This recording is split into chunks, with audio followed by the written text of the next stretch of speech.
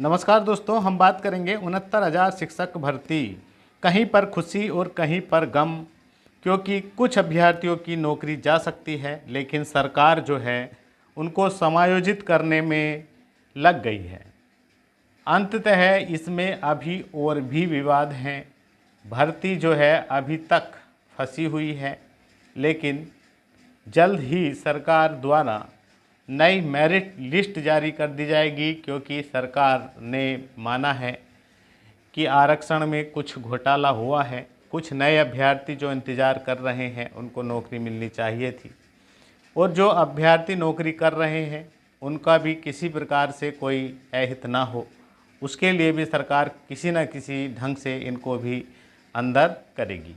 तो दोस्तों, सरकार जब नई मेरिट लिस्ट जारी करेगी तो उसमें क्या 19,000 सीटें मिलने जा रही हैं ओबीसी एससी वालों को?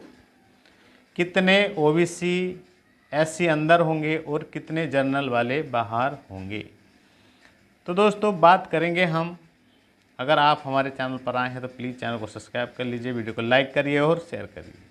इतने अभ्यर्थी और इंतज़ार कर रहे हैं, इस पर हम चर्चा करेंगे। दोस्तों, 69,000 पर ही भर्ती आई थी, क्या सीटें बढ़ेंगी? तो दोस्तों, सरकार चाहे तो कुछ भी हो सकता है। सरकार के हाथ में सब कुछ है। भले ही ये कहा गया है कि 69,000 पर ही भर्ती होगी, लेकिन सरकार कुछ भी कर सकती है। सब पावर सरकार के हाथ में है। चाहे तो सरकार सभी का पूर्ण समायोजन कर सकती, लेकिन सरकार जो है अब कुछ ना कुछ विकल्प ढूंढ रही है, क्योंकि अभी आपने देखा होगा डबल बेंच का जब से आदेश आया है तो सरकार बुरी तरह फंसती दिखाई दी है। तो कितने अभ्यर्थियों को नौकरी मिलने जा रही है? तो सबसे पहले दोस्तों, हम आपसे बता दें, जब भी इसका एग्ज़ाम हुआ था 6 जनवरी 2019 को, तो 4,10,000 अभ्यर्थी एग्ज़ाम में बैठे थे। कट ऑफ एग्ज़ाम के बाद लगाया गया था 90-97, जिस पर काफ़ी विवाद रहा। अंततः सरकार ने 90-97 पर ही कट ऑफ लगाया, और टोटल जो है 4,10,000 में से 1,46,000 अभ्यर्थी पास हुए हैं 90-97 पर।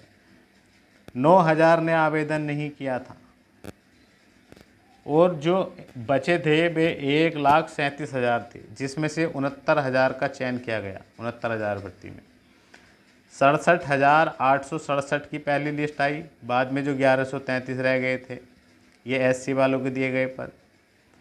तो ये अब लिस्ट बिल्कुल निरस्त कर दी गई है, और नई तरीके से अब लिस्ट जारी होगी। तो ये मानकर चलें कि बाहर जो इंतज़ार कर रहे हैं, देखिए इंतज़ार में तो सभी हैं, चाहे किसी का कितना भी गुणांक है, जर्नल हो, ओबीसी हो, एससी हो, सभी इंतज़ार कर रहे हैं। 68,000 जो ये बाहर बैठे हैं। तो दोस्तों, अब जो घोटाला बताया जा रहा है वो 19,000 सीटों का है। वास्तव में सरकार ने माना भी था और 6800 की लिस्ट जारी कर दी थी। 6800 ये लिस्ट भी, और साथ ही साथ में एक अंक जो बढ़ा है आंसर की का, वे अभ्यर्थी भी काफ़ी दिनों से परेशान हैं। इन सब का जो है समाधान हो जाएगा जब नई मेरिट लिस्ट आएगी। जब नई मेरिट लिस्ट आएगी तो ये मानकर चलिए पूरी लिस्ट नई तरीके से बनाई जाएगी, और कट ऑफ में बड़ा बदलाव होगा।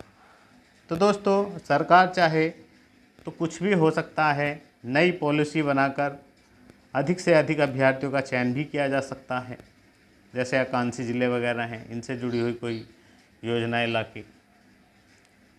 चाहे तो सरकार कुछ भी कर सकती है। 22,000 सीटें सरकार के पास हैं, और भी अतिरिक्त सीटें इसमें जोड़ सकती है किसी ढंग से भी। सब सिस्टम सरकार को पता है किस ढंग से क्या करना है। सरकार फिलहाल इस विवाद से बचने के लिए और आने वाले समय पर चुनाव की तैयारी को देखते हुए भी किसी वर्ग को नाराज़ नहीं करना चाहती है, इसलिए सरकार कुछ ना कुछ रास्ता जरूर निकालेगी। जब ये कट ऑफ आई थी 67,867 की, तो जर्नल जो है, मतलब यूआर कैटेगरी, इसमें तो सभी कैटेगरी आती हैं, 66.11, सॉरी 67.11, और ओबीसी 66.73, और एससी 61.01 तक वालों का हुआ था। उसके बाद और भी मेरिट डाउन करके ओबीसी और जनरल और ओबीसी, ये जो है थर्ड काउंसलिंग में भी यहाँ तक आ गई थी कट ऑफ आपकी 66.48 तक। दोस्तों अब जो है लगभग जो आंकड़ा बताया जा रहा है, हालांकि 19,000 का घोटाला दिखाया जा रहा है। अब देखिएगा जब लिस्ट रिविजिट होगी, मतलब नई तरीके से बनेगी, तो उसमें सब आंकड़ा सामने आ जाएगा। अनुमान तो ये लग रहा है कि 10 से 12,000 सीटों का हेरफेर हो सकता है या इससे अधिक भी हो सकती है। ये तो अभी मोटा मोटा आंकड़ा है। अब देखिएगा कितनी सीटें आती हैं।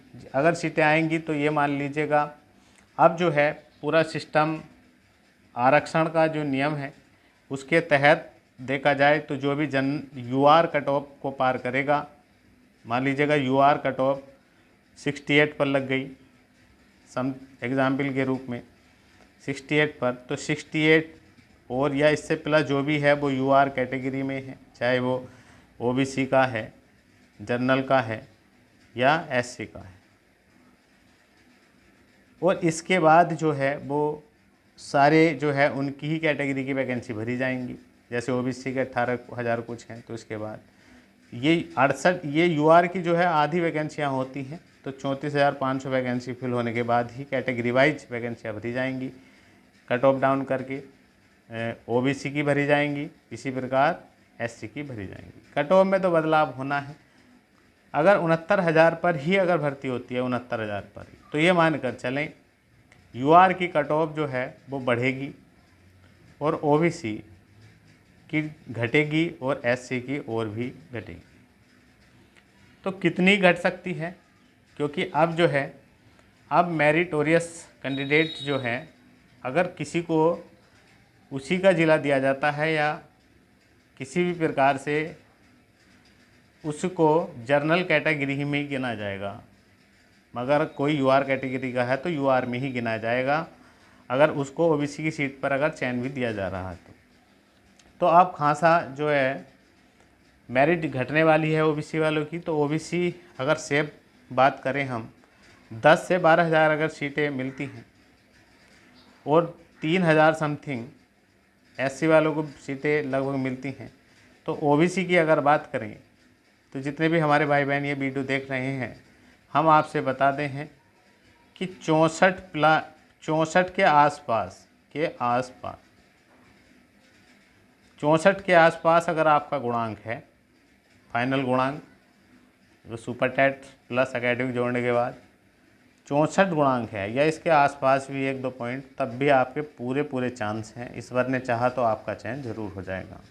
ऐसी कैटेगरी में भी देखिएगा कट ऑफ हालांकि 59 समथिंग कुछ आ गई थी उस टाइम पे थर्ड काउंसलिंग में, लेकिन ये अगर 2-3 हज़ार वैकेंसियाँ मिलती हैं, ज़्यादा मिलती हैं, 3-4 हज़ार समथिंग अगर मिलती हैं, तो ये जो है 56 या 7 के आसपास वाले जितने भाई बहन हैं उनका हो जाएगा। 57 के आसपास इतना अगर गुणांक बन रहा है तो आप बिल्कुल इस बार आपको न्याय मिल जाएगा, आप नौकरी पर होंगे। और साथ ही साथ में जितने हमारे जर्नल भाई बहन जॉब कर रहे हैं, सरकार द्वारा कोई ना कोई पॉलिसी बनाकर उनको भी जॉब दी जाएगी।